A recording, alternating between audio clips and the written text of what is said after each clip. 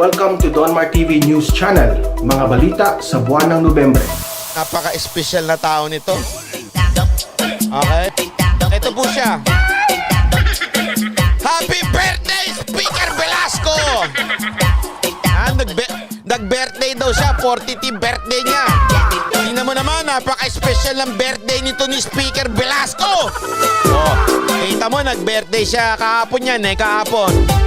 Kahapon noon isang araw.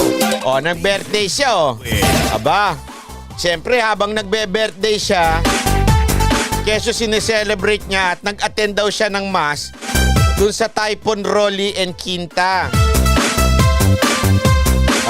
Ayan na, birthday niya. Tapos, habang nagbe-birthday, siyempre may pasimba-simba siya, di ba? At kasama lahat ng mga media-media. Sabi ko, looks familiar. Kilala nyo naman kung sino yan, di ba? Sino ho ba yung ganyan ng diskarte? Yung merong kasamang media. Aba, syempre, walang iba kung hindi ang kanyang kanampanya noong 2016. Hindi si Pangulong Duterte. Sino? Si Grace po. Palakpakan! Sabi ko sa inyo Diba? Sabi ko sa inyo Sabi nga nila, birds with the same feather, pack together, parang ganon. Diba? Birds with the same feather, flock together. Ayan po sila parehong-pareho, diba? Ako punta akong simbahan, tas may dala akong video, no? Hindi, baka, wag nyo naman masyadong, wag nyo namang isipin na, na umiepal siya. Wag nyo namang isipin na pakitang tao yan. Malay nyo, vlogger yan. Di ba pag may vlogger ka, meron kang hawak-hawak na kamerang camera, ganyan, camera, yan. Ayan, malay mo, vlogger siya. Kayo naman, masyado naman kayong judgmental. Wag naman ganyan. Alam mo, kasi, siyempre, itong mga Pilipino alam mo naman, pag nakita nila yan, gusto ko yan, makaano yan, talagang nagsisimba yan. Medyo, yan, malapit sa Diyos yan, kaya dapat iboto natin yan. Di ba? Ganyan ang mga thinking ng mga Pilipino kaya, antay lang natin. Sabi nga nila, mga banal-banalan, saan napupunta? Sa langit-langitan. Okay? So, yan ang una nating topic, okay? Happy birthday, Speaker Velasco. Ayan, binatingan na ng sambayan ng Pilipino dahil sa pasimba-simba mo. Okay? Palakpakan. Linis-linisan kasi. Yun ang problema ko dito sa mga dilawan nito Linis-linisan. Alam mo yung mga paulit-ulit na lang. Sana ginamit sa COVID. Sana ginamit sa bagyo. Sana, sige, wag na tayo mag-function. Yan na lang ang gawin natin. Yung gobyerno, wag na lang modernization dito sa AFP. Wag nang mag-ayos ng Manila Bay. Mag-concentrate na lang tayo sa mga bagyo. React na lang tayo ng react. Pag may COVID, react din tayo. Pambihira kayo Sasabihin sa mahihirap, dapat wala kayong ginawa noon Wala kayong ginawa nung panahon ni Pinoy. Wala kayong karapatan na magsabi ngayon. Dahil ang gobyerno, todo-todo ang focus niyan. Hati-hati yan. Ito para dito sa DSWD. Pinakita natin kanina. Ito, focus naman dito sa Manila Bay, pinakita natin. Focus sa AFP, ito, pinakita natin. May kanya-kanya silang trabaho. Kakainis.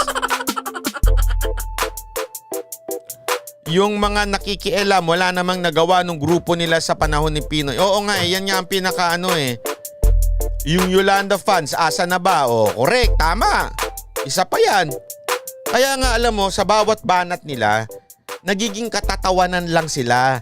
Kasi wala silang moral authority para pumuna.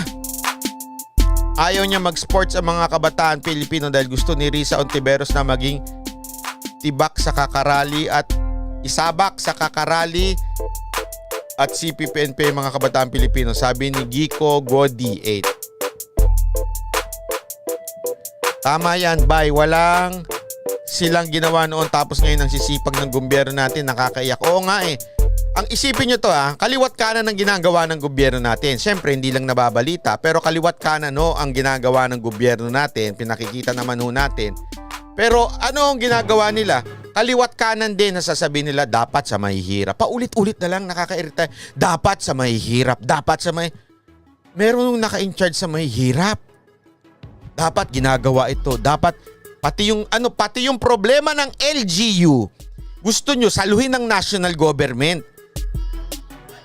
Meron mga nakapondo dyan. May mga calamity fund dyan.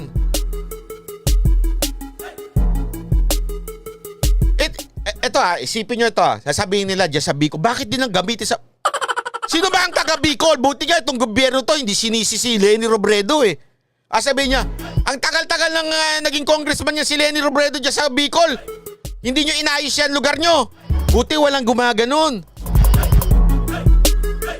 Diba? Ano ginagawa ng ating Pangulo? Tinutulungan pa. Hindi pinupolitika, tinutulungan pa. Mismong sina Senator Bongo pinupuntahan. Mismo si Pangulong Duterte pumupunta.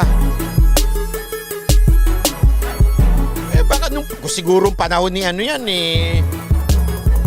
Di ba? Ano ginawa nyo sa Yolanda nun? Ang pa-plastic ninyo, masyado kayo. Christine Matsumoto, salamat po. Thank you very much. Pagbigyan nyo na sila, last na nila yan. Alam nyo, gagawin sa kanila sa botohan. Oo nga. Kaya sana sa susunod na botohan, ewan ko kung nasabi ko ba nun, re-electionist at basta matatapos na yung term ni Ontiveros this 2022. Hindi ko alam kung re-electionist siya o hindi. Basta kung saan man tumakbo yan sa Ontiveros, parang awa nyo na. Wag nyo na itapon na natin sa baso raw na yan. Isama natin sa inodoro to si Ontiveros. Sisiguraduhin ko, Ontiveros, makakampanya ako laban sa'yo. Pasusuting kita sa Unidoro. Fitness and lifestyle, Risa, mahaba, baba, Ontiveros, wag kang papansin, ina ka. Hindi ako, ito na nga lang sa akin simple na nga lang Simple na lang sa akin Sa akin, naging PhilHealth ka May corruption doon. Sabi mismo ng mga abogado, wala kang ginawa. Eto na nga lang Wala proof yun Isipin mo before siya pumasok ng PhilHealth, may corruption na. Nung naging PhilHealth siya, board, wala ka naman nakitang discovery. Kailan pa na ngayon na talagang nadidiin ng mga taga PhilHealth? Kailan ngayon? Ngayon yun Ngayon sila na nauusig. Nung panahon nyo, wala. Nga kayo, nga. Tapos ngayon, parang ikaw yung may white elephant. May pag-ganong-ganong ka pa ngayon? Ang kapal na mukha mo?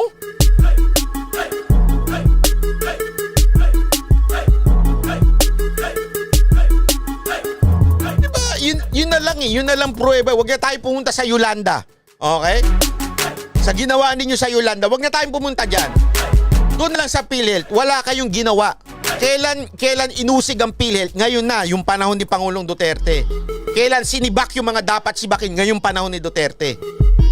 Tapos maglalakas loob kayo na maraming katiwalian dapat sa mahihirap. Kabuhisit. Ako talaga yan. Ako. Ba't nyo ginigising yung mga taga-Canada? Natutulog ba? Sabi ni Myra Rose Lisan, andun din si APC sa Bicol kanina, na-awardan pa. Talaga? Hindi ko alam. Mas pa pala kayo mas follower pa pala kayo ni APC. Sorry, hindi ko alam Kung hindi mo pa binanggit, di ko pa malalaman. Sabi vlogger daw ako ni Cayetano. Ba't hindi ko alam? Ba't ganun? Di ako na-inform. Ang birang buhay yan. Mayroon po ginawa naman si Ontiveros sa PhilHealth yung pagpapaganda at pagpaparetoke ng kanyang sarili. Sabi ni Joe Nyowen. Basta ang alam ko, ang nangyari sa PhilHealth. Okay, ito lang ang alam ko. Sure ako. Pagkatapos niya maging board member ng PhilHealth, naging senador siya. Yun ang alam ko, wala ko sinasabi. Basta pagkatapos niyang di ba, hindi ako nagsabi nito na ginagawang gatasan ng PhilHealth, di ba? Ng mga politiko. Basta ang alam ko, sigurado ako, pagkatapos niya sa PhilHealth, naging senador siya. Magkano nga ba ang sabi sa amin nung pag gusto mong tumakbo ng senador, kailangan mo ng at least 100 million? Ito, totoo, walang biro Sinabihan kami noon kay Mocha, si Mocha, tatakbo ba yan? May 100 million ba yan? 100 million? Sabi ko, kung may 100 million yan, hindi na kami nagtrabaho. 100 million? Bibili na ako ng noon. Ng Mustang ko.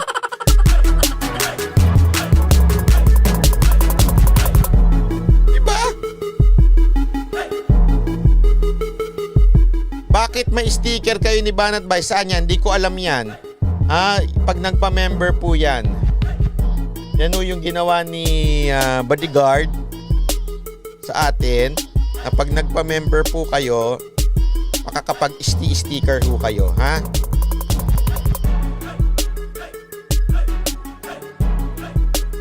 Ayan, tama. Maganda tong sinabi ni Annalisa Botasyan. Bakit sila dada kung gusto nilang tumulong, bigay nila mga sahod nila, lahat may po na sila. Oo nga, kurak.